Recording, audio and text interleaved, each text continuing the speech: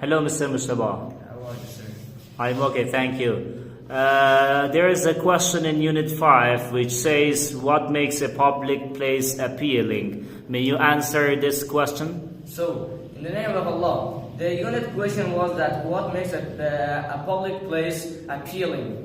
The first reason can be this, that that place should be clean. If that place is clean, so the people will that place will attract people, and it will be very good for others, and no one will be sick for that. And the second reason can be this, that the design is very important. When the design is important, it can attract others. So the design is very important, that it's not all the works that others cannot do this.